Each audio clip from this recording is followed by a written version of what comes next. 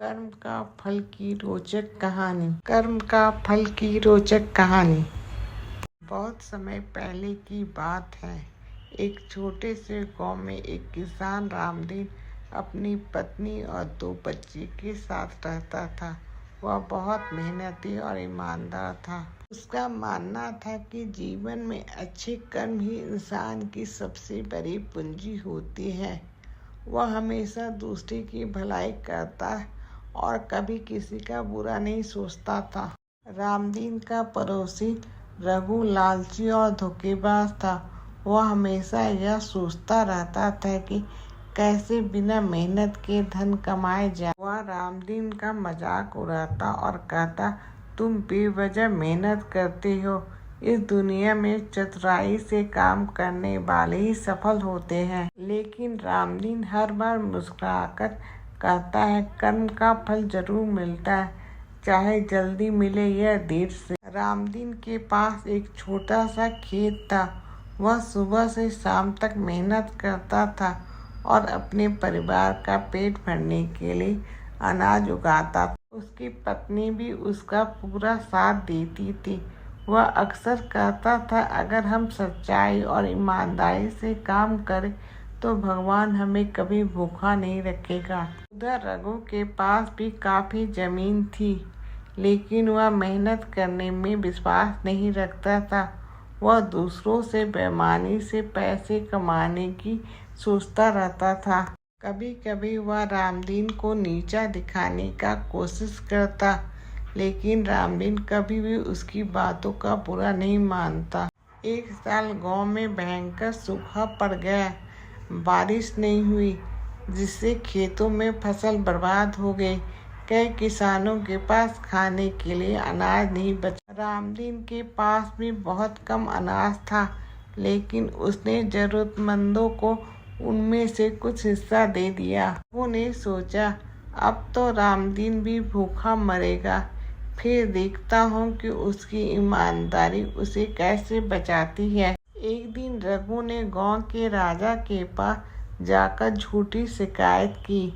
महाराज, रामदीन ने अपनी फसल को छिपा कर रखा है और जब सब लोग भूखे मर रहे हैं तो वह चुपचाप अपने लिए अनाज बचा रहा है। राजा ने सैनिकों को भेजा और रामदीन के घर की तलाशी ली, लेकिन उन्हें वहाँ सिर्फ कुछ ही अनाज मिला जो रामदीन ने अपने परिवार और गरीबों के लिए रखा था। राजा को यह देखकर आश्चर्य हुआ। उसने गांव वालों से रामदीन के बारे में पूछा तो सभी ने उसकी ईमानदारी की तारीफ। राजा को सच्चाई समझ में आ गई और उसने रामदीन को इनाम में कुछ सोने की मुद्राएं और अनाज दिया, ताकि वह अपने जीवन सुचारू रूप से चला सके। यह देखकर रघु बहुत जलने लगा। रघु की बेईमानी और धोखे की आदतें उसे एक दिन भारी पड़ गई। एक व्यापारी गांव में आया और उसने घोषणा की कि वह अच्छे दामों में अनाज खरीदेगा। रघु ने सोचा कि यह मौका अच्छा है।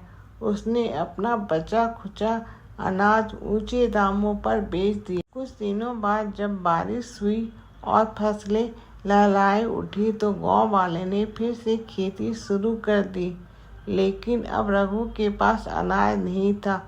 उसने अपने सारे पैसे मौज मस्ती में खर्च कर दिए थे। जब अकाल खत्म हुआ तो नई फसलें आई तो बाकी गांव वाले ने खुशहाल हो गए, लेकिन रघु के पास खाने तक के लिए भी कुछ नहीं बचा। रघु को अपनी गलती का एहसास हुआ। वह रामदीन के पास गया और बोला, भाई, मैं तुम्हारे साथ बहुत बुरा किया, लेकिन अब मैं बहुत परेशान हूँ। क्या तुम मेरी मदद करोगे? रामदीन ने उसे माफ़ कर दिया और उसे कुछ अनाज दे दिया। उसने कहा, अगर तुम सच्चाई और मेहनत से काम करोगे तो तुम्हें कभी भूखों नहीं मरना पड़ेगा। रघु को अपनी गलती का एहसास हुआ और उसने प्रण किया कि अब वह भी मेहनत करेगा और किसी के साथ छल कपट नहीं करेगा। इस कहानी से हमें यह सीखने को मिलता है कि अच्छे कर्मों का फल हमेशा अच्छा होता है और बुरे कर्मों का फल बुरा। जो इंसान मेहनत, ईमानदारी और सच्चाई से जीवन जीता है वह अंत में सुखी रहता है, जबकि जो लोग धोखा, लालच और बेईमानी के रास्ते पर चलते उन्हें अपने किए का फल अवश्य मिलता है। कर्म का फल इंसान को जरूर मिलता है, चाहे जल्दी मिले या देर से।